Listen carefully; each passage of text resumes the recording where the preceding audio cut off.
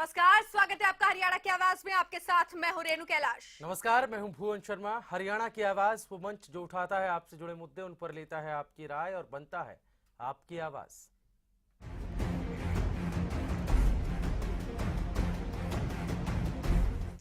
तो हरियाणा की आवाज में आज मुद्दा चुनावी घोषणा पत्र और सच्चाई में कितना अंतर। इसके जी हां, कृषि मंत्री ओपी धनखड़ का एक बयान सामने आया है, जिस बयान में उन्होंने कहा है कि घोषणा पत्र बनाने वाले कोई और होते हैं और सरकार को उस पर अमल करना होता है और ये एक टेढ़ी खीर है।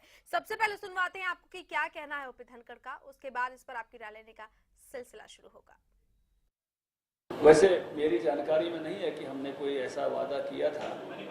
मैं मैनिफेस्टो में देखूंगा, क्योंकि चुनाव के समय जब लड़ रहे होते हैं तो मैनिफेस्टो बनाने वाले कुछ और लोग होते हैं। देखिए, उस अलग अलग विभागों के साथ अलग अलग तरह के काम अभी हैं। डिजास्टर मैनेजमेंट की राहत में से ये अभी होता है पूरे देश में, उसी में से। अब उसको किसी और उस पर खाते में ले जाना, ऐसी कोई बात कही है तो निश्चित रूप से उसका अध्ययन करके मैं बताऊँगा। वैसे मेरी जानकारी में नहीं है कि हमने कोई ऐसा वादा किया था। मैं मैनिफेस्टो में देखूंगा, क्योंकि चुनाव के समय जब लड़ रहे होते हैं तो मैनिफेस्टो बनाने वाले कुछ और लोग होते हैं। देखिए, उस अलग अलग विभागों के साथ अलग अलग तरह के काम अभी हैं। डिजास्टर मैनेजमेंट की राहत में से ये अभी होता है पूरे देश में, उसी में से। अब उसको किसी और उस पर खाते में ले जाना, ऐसी कोई बात कही है तो निश्चित रूप से उसका अध्ययन करके मैं बताऊँगा। वैसे मेरी जानकारी में नहीं है कि हमने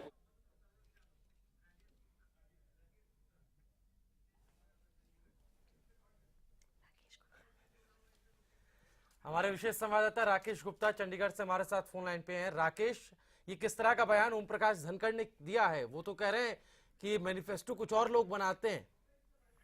देखिए, ओम प्रकाश धनखड़ का अगर शुरू से आप व्यवहार देखेंगे वो थोड़ा अलग है जी। जैसे स्वामीनाथन आयोग की रिपोर्ट लागू करने की बात रही हो या और किसानों के हक की बात, तो इस तरह से उनके जो बयान हैं वो मंत्री बनने के बाद अलग अलग तरह के आ रहे हैं। इसी श्रृंखला में वो बयान लिया जा सकता है।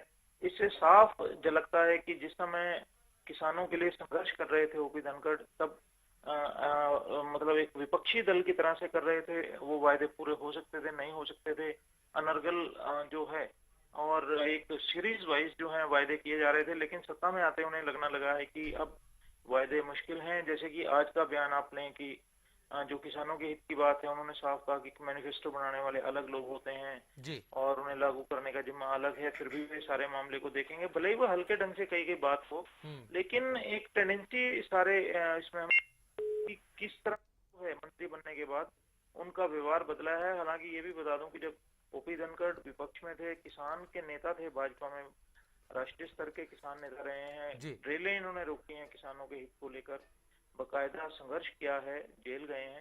तो ऐसे में अब आप ये देख लें कि सत्ता में आते ही बयान जो उनकी धार किस तरह से बदली है। जी चलिए, बहुत शुक्रिया राकेश जी हमारे साथ जुड़ने के लिए और इस तमाम बातचीत के लिए आपका। घोषणा पत्र बनाने वाले अलग थे, घोषणा पत्र में किए वादों से सरकार पलटी है। जिस तरह से ओपी धनखड़ का ये बयान सामने आया है, सत्ता के बाहर जब बीजेपी थी उस वक्त वादे करना बेहद आसान था। शायद अब ये समझ में आ रहा है कि उन वादों को पूरा करना हकीकत कि ऐसा कोई वायदा सरकार ने किया नहीं, और अगर किया होगा तो उन्हें पता नहीं, वो घोषणा पत्र देखकर ही बता पाएंगे। इसीलिए घोषणा पत्र बनाने वाले लोग अलग थे, इसलिए इसका अध्ययन करके अब तमाम सवालों का जवाब दिया जाएगा। ये बड़ी खबर हम आपको दिखा रहे हैं, साथ ही ये बड़ा बयान कृषि मंत्री ओपी धनखड़ का, जिनसे प्रदेश के तमाम किसानों को बेहद उम्मीद है। और जैसा कि हमारे विशेष संवाददाता भी ये बता रहे थे कि किस तरह के नेता रहे हैं ओपी धनखड़, किसानों से जुड़े हर मसले में उनकी सक्रिय भूमिका रही है विपक्ष में रहने के दौरान।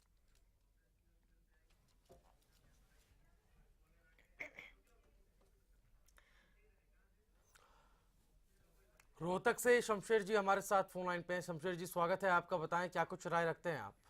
नमस्ते जी। जी नमस्कार। हाँ जी, अब समय आ गया है चुनाव आयोग के लिए भी और जो भी नीति नियामक देश में संस्थाएं हों उनके लिए अगर राजनीतिक दल जो भी वादे करें वो उनकी जो वादों की जो भी मैनिफेस्टो बनाए या वादे करें वो वादों पर अमल भी करें। इस तरह से जो मुकरने वाले लोग हैं जी। तो वो चौधरी छोटराम कहा करते हैं, जो लोग प्रजातंत्र के हानि है उन्हें अपना चरित्र तो ऊंचा बनाना ही चाहिए, क्योंकि भ्रष्ट चरित्र के लोग जल्दी प्रजातंत्र के प्रति अरुचि पैदा कर देंगे। ये झूठ बोलना भी भ्रष्टाचार में ही आता है। इस तरह से एकदम साफ मुकर जाना मतलब निकल गया है तो पहचानते नहीं, यूं जा रहे हैं जैसे मैं जानते नहीं। धन्यवाद जी। चलिए, बहुत शुक्रिया आपका। तो सुना आपने, शमशेर हमारे साथ रोहतक से जुड़े हुए थे, आप भी इस कड़ी का हिस्सा बन सकते हैं। लेकिन हम आपको लगातार जो खबर बता रहे हैं वो एक बड़ी खबर भी है इस वक्त की, जिसमें कृषि मंत्री ओपी धनखड़ का वो बयान सामने आया जिसमें उन्होंने कहा। लेकिन इस बीच बड़ी खबर पंचकुला से, कंप्यूटर लैब सहायकों का प्रदर्शन। कंप्यूटर लैब सहायकों ने सरकार के खिलाफ मोर्चा खोल दिया है। पुलिस ने वाटर कैनन का इस्तेमाल किया। आज बैठक हुई थी और उसके बाद तस्वीरें हम आपको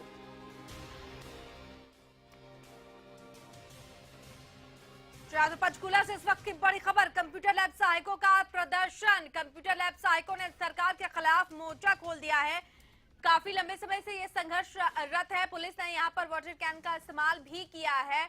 आपको बता दें कि हाईवे जाम करने पहुंचे प्रदर्शनकारी। आज तमाम समस्याओं को लेकर बातचीत भी इनकी होनी थी मुख्य सचिव के साथ, लेकिन वो बातचीत आज नहीं हो पाई। कंप्यूटर लैब सहायकों ने अब सरकार के खिलाफ मोर्चा खोल दिया है। पुलिस ने यहाँ पर पानी की बौछारों का भी इस्तेमाल उनको तितर-बितर करने के लिए किया है। हाईवे जाम करने के लिए पहुंचे प्रदर्शनकारी। इस वक्त की बड़ी खबर पंचकूला से आपके साथ हम साझा कर रहे हैं।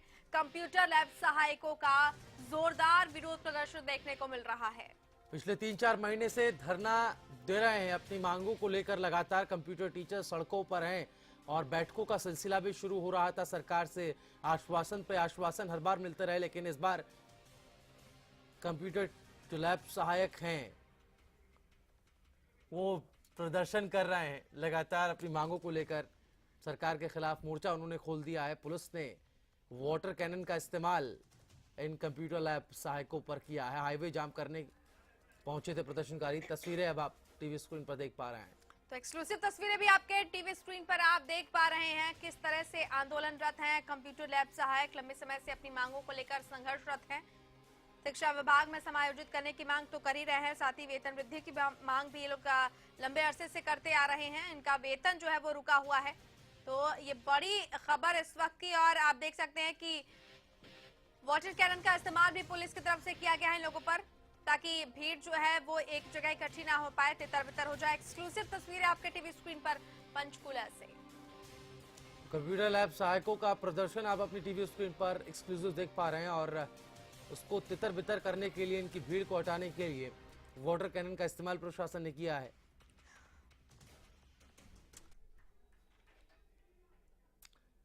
तो पुलिस ने वाटर कैनन का इस्तेमाल इन प्रदर्शनकारियों पर किया। कंप्यूटर लैब सहायक सड़कों पर उतर आए, हाईवे जाम करने पहुंचे थे प्रदर्शनकारी, जिनको हटाने के लिए, इनको तितर-बितर करने के लिए प्रशासन वहां मुस्तैद है, पुलिस मुस्तैद है और उन्होंने वाटर कैनन का इस्तेमाल इन प्रदर्शनकारियों पर किया। तो बड़ी खबर इस वक्त की हमने आपको दिखाई और साथ ही आपको बता दें कि इस वक्त की बड़ी खबर के साथ एक्सक्लूसिव तस्वीरें भी हमने आपको दिखाई कि किस तरीके से कंप्यूटर लैब सहायकों को तितर-बितर किया गया।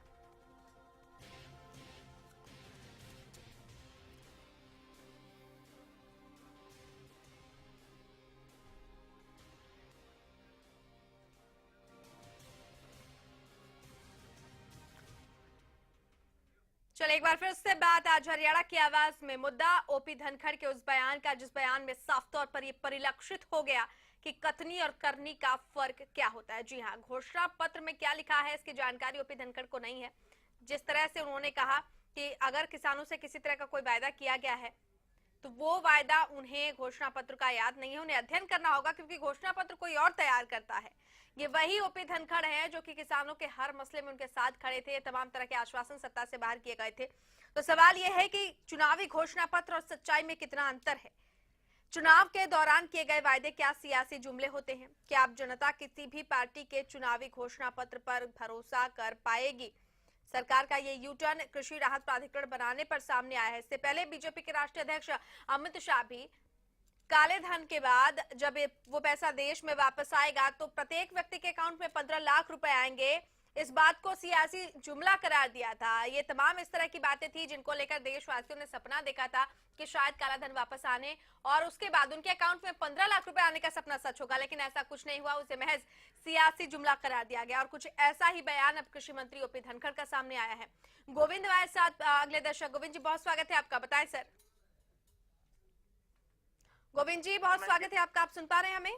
हाँ, सुन रहा हूँ मैं जी, अपनी राय रखें सर। हाँ जी, पिछली सरकार की बदौलत घोषणा जो की हुई थी, हुड्डा साहब ने झूठी घोषणा की, उनका जाट आरक्षण, ये स्वामीनाथन, ये पिछली हैं घोषणाएं। अभी देखो 5 साल के लिए जो इन्होंने किए हैं वायदा करने इन्होंने पूरे करने पड़ेंगे।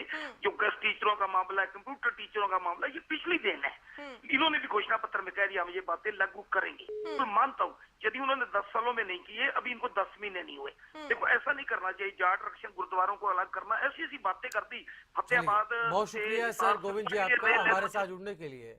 हमारे साथ शैलेंद्र जी फोन लाइन पर अगले कॉलर हैं। बहुत स्वागत है शैलेंद्र जी आपका, बताएं क्या कुछ राय रखते हैं आप? हमारे से सीमेंट का बिल ले रहे हैं, पीएचडी डिपार्टमेंट, एसडीओ, एक्शन, ऐसी कोई नहीं देख रहा। और ये भ्रष्टाचार सबसे बड़ा है। सीएम महोदय को मैंने जिस दिन शपथ ली थी उसी दिन चंडीगढ़ लिखा था, फिर सीएम विंडो पर लिखा है। सीएम विंडो पर नंबर ले लीजिएगा 129 36 11-3 को लिखा है। और सीएम विंडो पर फिर भी जो है उपायुक्त महोदय जनता पर डंडा चलाने को तैयार है कि आपने अलग कनेक्शन ले रखे हैं और इनके ऊपर कुछ पीएचडी डिपार्टमेंट को कोई कार्रवाई बहुत नहीं कर शुक्रिया सर आपका रही अपनी राय, अपनी समस्या को हम तक पहुंचाने के लिए। इस बीच एक और कॉलर हमारे साथ फोन लाइन पे हैं। राम जी, स्वागत है आपका, बताएं क्या कुछ राय रखते हैं आप? नमस्कार जी। जी नमस्कार सर जी, मैं बताना चाहूंगा ओपी धनखड़ का मैं बयानों का समर्थन करूंगा। कम से कम जनता के सामने सच तो रखा उन्होंने। जैसे जुमला बताया था काले धन का, इसी तरह फिर ये भ्रष्टाचार, महंगाई और रोजगार के बारे में जुमला समझें फिर इसको भी। हाँ। और जो ये अनाप शनाप जो आप दिखा रहे हैं, चंडीगढ़ का उसका प्रदर्शन दिखा रहे हैं, तो ये अनाप शनाप घोषणा का ये रिजल्ट है। अगर अनाप शनाप घोषणा की जाएंगी तो ऐसा ही दिखाई देगा और क्या मिलना है हमारे को। धन्यवाद। चले, बहुत शुक्रिया। तो बहुत कम शब्दों में राम जी ने अपनी बात रखी और साथ ही साफ कोई पर भी वो तारीफ करें, कम से कम किसी ने सच तो रखा। और कमोबेश कुछ ऐसी बात कि आखिरकार सत्ता के बाहर जो वायदे किए जाते हैं उन वादों की हकीकत क्या होती है, शायद उसको परखे बिना जनता को बड़े बड़े सब्ज़बाग दिखाए जाते हैं और जनता उन सब्ज़बाग में आकर और अब पूरे 5 साल सत्ता सौंपती है कि उसकी भलाई के काम किए जाएंगे। लेकिन जब इस तरह के बयान सामने आते हैं तो यकीनन उस पर से जो भ्रम है वो टूट जाता है। सवाल यही कि चुनाव के दौरान किए गए वायदे क्या सियासी जुमले होते हैं।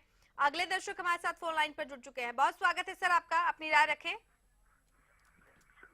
नहीं बोल जी जितेंद्र जी, आप हमें सुन पा रहे हैं? अपनी राय रखें सर। हेलो जी सर, बताएं। अजी, जैसे बरसात हुई थी जी, हमारे 8-10 किले खराब हो गए जी। कोई गिरदार आया ना, कुछ नहीं आया तो गाँव में जी। चलिए जितेंद्र जी, शुक्रिया फिलहाल हमारे साथ जुड़ने के लिए। लेकिन आज का मसला कुछ अलग है। खैर, जितेंद्र के फसलों की भी गिरदावरी नहीं हुई है, इसको लेकर भी 5 दिनों का अभी डेडलाइन दिया है सरकार ने कि 5 दिनों में ये सब कुछ खत्म हो जाएगा, गिरदावरी हो पाएगी। देखना होगा कि वो गिरदावरी होती है या फिर नहीं।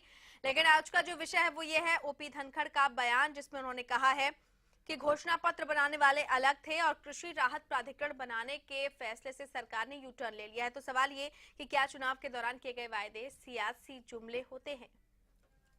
इस पर क्या कुछ है आपकी राय, ये आप हम तक पहुंचा सकते हैं। नंबर्स लगातार टीवी स्क्रीन पर आप देख पा रहे हैं, सभी फोन लाइन हमारी खुली हुई हैं। ओम प्रकाश धनखड़ लगातार अलग अलग बयान दे रहे हैं।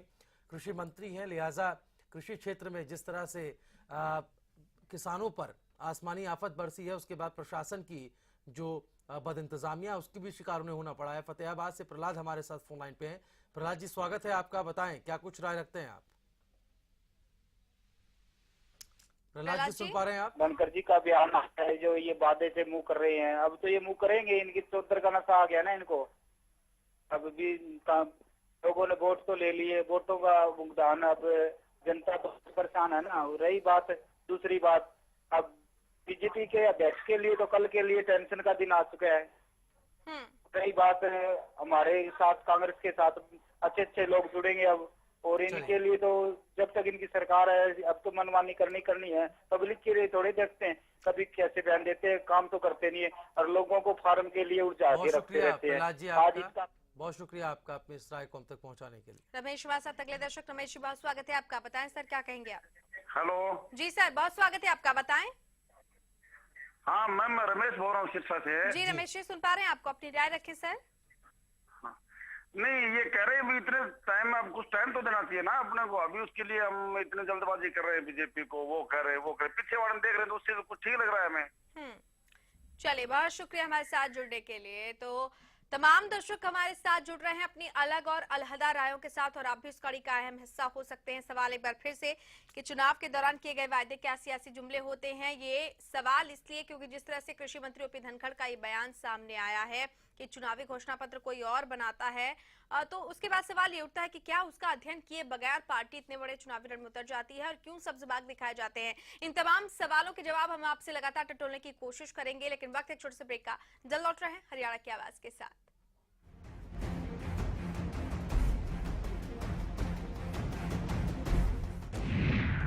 नमस्कार, आप देख रहे हैं मुद्दा मेरे साथ। आपने भी हरियाणा का मिशन सोच लिया है? मुद्दा में आज मेरे साथ यही मुद्दा है। ये बड़ा सवाल है जिस पर आज बहस करेंगे। अरे जब 2-2 रुपए के चेक बटे थे तब उनका दर्द दिखाई नहीं दिया था, तब उनके आंसू दिखाई नहीं दिए थे, तब उनकी मुश्किलें दिखाई नहीं दी थी। बरकरार रहेंगे इस मुद्दे पर, इनकी आवाज बनकर इनके साथ।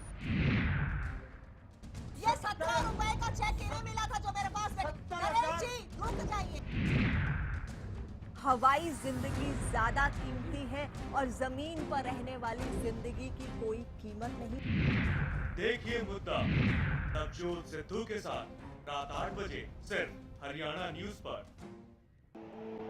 पवन चले जब सनन सनन, पानी बहे जब आंगन आंगन, हिले जब मगन मगन, बोपराई मोटर स्टार्टर अब मोटर स्टार्ट करे चुटकी में। The wait for global education in Sirsa is finally over. MDLR Group presents MDK International School, a new landmark of world-class education in the green belt of Sirsa. The first residential cum day boarding school in Sirsa, affiliated to Cambridge University, London, brings forth a global nurturing environment under the guidance of Mr. Lawrence Frey, Director, MDK International School. MDK International School also offers fully air-conditioned campus, state-of-the-art infrastructure, well-stocked library, and a spacious cafeteria serving hygienic fresh meals. The world-class sports and well-being facilities ensures the all-round development of your child at MDK International School. Visit our campus near Tarkeshwaram Dham at Rania Road, Sirsa. For details, call 9254136642 434445 or log on to www.mdkinternationalschool.com. MDK International School, nurturing your future today.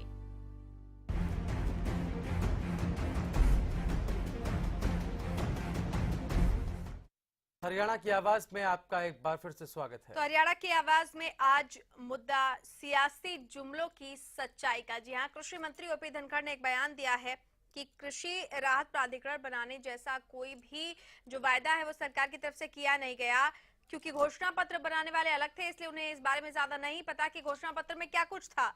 तो सवाल ऐसे में ये है कि घोषणा पत्र जब बनाया जाता है तो सच्चाई का क्या ध्यान नहीं रखा जाता। चुनाव के दौरान किए गए वायदे क्या वाकई सियासी जुमले होते हैं। बीजेपी के राष्ट्रीय अध्यक्ष अमित शाह ने भी कमोबेश ऐसा ही बयान दिया था। सवाल ये भी कि क्या अब जनता किसी भी पार्टी के चुनावी घोषणा पत्र पर भरोसा कर पाएगी।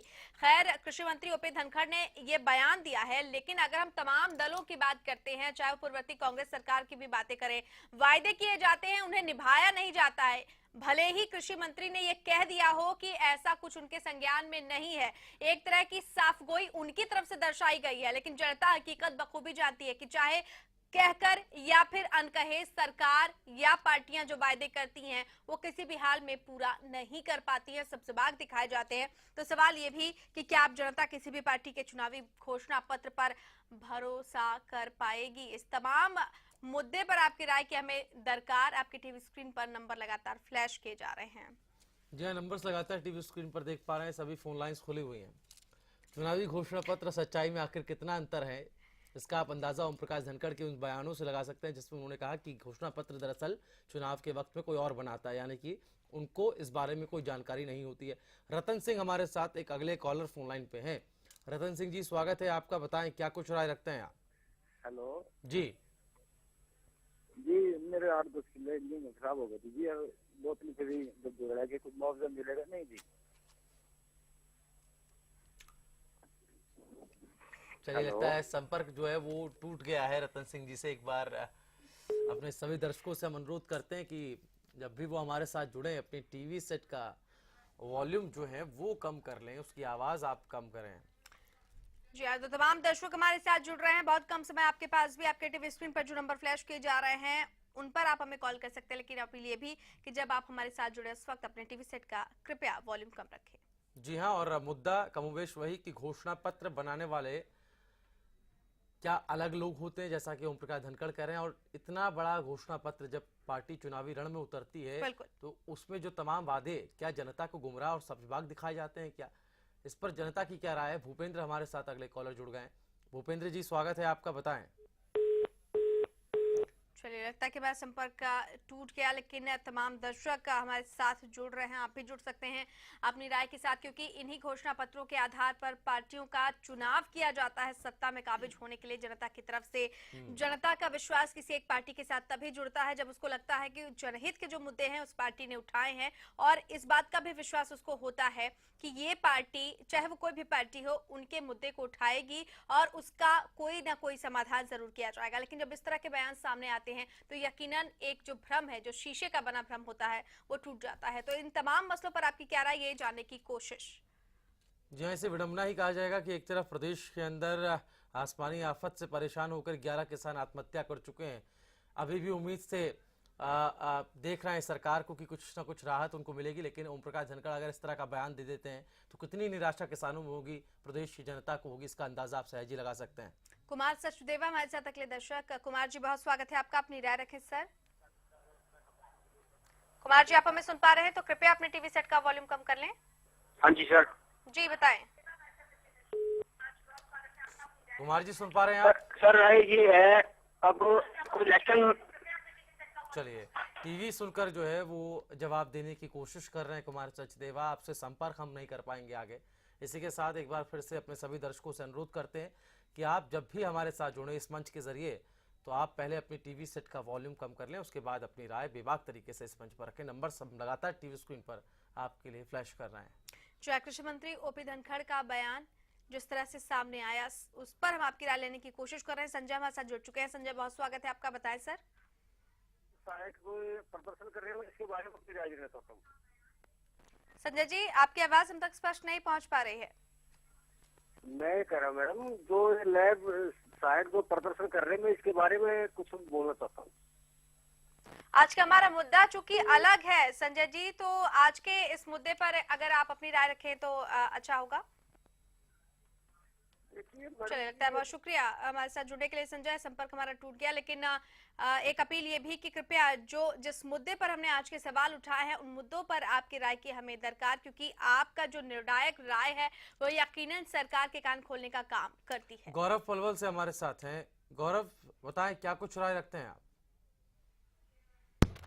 गौरव जी, सुन पा रहे हैं आप? हेलो जी, बताएं। जी, मैं कह रहा हूँ कि मंत्री जी ने बयान दिया है कि ये घोषणा पत्र बनाने वाले अलग थे जी, तो ये तो बीजेपी पार्टी वाले हैं, तो इनको तो अपना पूरा उस समय देखना चाहिए था कि अलग हैं या खुद हैं, वो कौन है। वो घोषणा पत्र उन्होंने डिक्लेयर किया है तो उन्हीं की जिम्मेवारी है सब।